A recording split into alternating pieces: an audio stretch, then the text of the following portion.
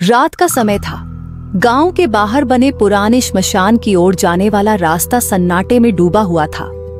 हवाएं साएं साएं कर रही थीं और चारों ओर एक भयानक सन्नाटा पसरा हुआ था।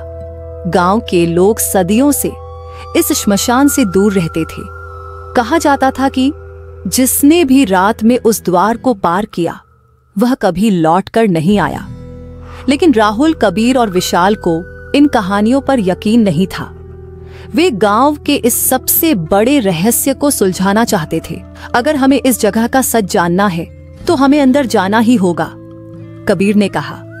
विशाल थोड़ा घबराया हुआ था, लेकिन उसने दोस्तों का साथ देने का फैसला किया। तीनों ने टॉर्च जलाई और श्मशान के विशालकाय द्वार के सामने खड़े हो गए। दरवाजे धातु की जंजीरें लटकी हुई थीं, लेकिन उनमें जंग लगी थी, मानो सदियों से किसी ने उन्हें छुआ न हो। राहुल ने पहला कदम आगे बढ़ाया और जैसे ही उसने द्वार पार किया, एक अजीब सी ठंडक उसके शरीर में दौड़ गई। कबीर और विशाल भी उसके पीछे पीछे अंदर चले गए। जैसे ही तीनों ने श्मशान के अंदर कदम रखा, पीछे का द्वार अचानक जोर से बंद हो गया। क्या था ये? विशाल घबराकर पीछे मुड़ा, लेकिन अब वहां कुछ भी नहीं था। अजीब दुनिया में फंसे। चारों ओर बुझी हुई चिताएं थीं, लेकिन हवा में जलते मांस की गंध फैली हुई थी। हल्की धुंध छाई थी और अंधेरे में अजीब सी आकृतियां चलती हुई दिख रही थीं। ये लोग कौन हैं?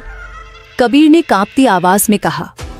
चारों ओर सफेद कपड़े पहने हुए लोग चल रहे थे, लेकिन उनकी चाल असामान्य थी, धीमी, अजीब और लड़खड़ाती हुई।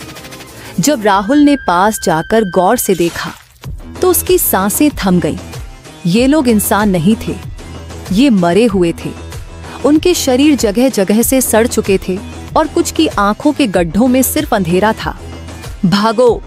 विशाल चिल्लाया, लेकिन तभी एक बूढ़ा आदमी उनके सामने आ गया। उसकी आंखें लाल थीं और उसकी कटी फटी जीभ से खून टपक रहा था। तुमने द्वार पार कर लिया है, बूढ़े ने फुसफुसाहट निकलना होगा, नहीं तो हम हमेशा यहीं रह जाएंगे, राहुल ने घबराते हुए कहा। लेकिन हर रास्ता उन्हें फिर उसी जगह पर वापस ले आता। समय तेजी से बीत रहा था और सूरज उगने में बस कुछ ही घंटे बचे थे। तभी कबीर को एक पुरानी टूटी हुई समाधि दिखी, जिस पर कुछ लिखा हुआ था।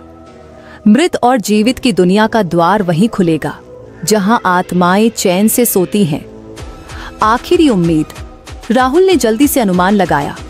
इसका मतलब हमें किसी ऐसी समाधि को खोजना होगा जो अनछुई हो। तीनों ने इधर उधर देखा और श्मशान के बीचों बीच एक काले पत्थर की समाधि दिखाई दी, जो बाकी की तुलना में अलग थी।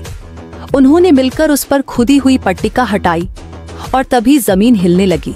जोर की हवा चली और चारों ओर खड़ी मरी हुई आत्माएं एक दूसरे की ओर मुड़ने लगीं। जल्दी करो! विशाल ने चिल्लाते हुए उस समाधि के नीचे की मिट्टी हटानी शुरू कर दी। जैसे ही मिट्टी हटी, वहां एक छोटा सा अंधेरा द्वार खुला, जिसमें से हल्की रोशनी निकल रही थी। यही रास्ता है। वे तीनों बिना सोचे समझे उस द्वार में कूद गए और अगली ही पल सब कुछ अंधेरा हो गया। भोर की पहली किरण। राहुल ने अपनी आंखें खोली। वह गांव के बाहर मैदान में पड़ा हुआ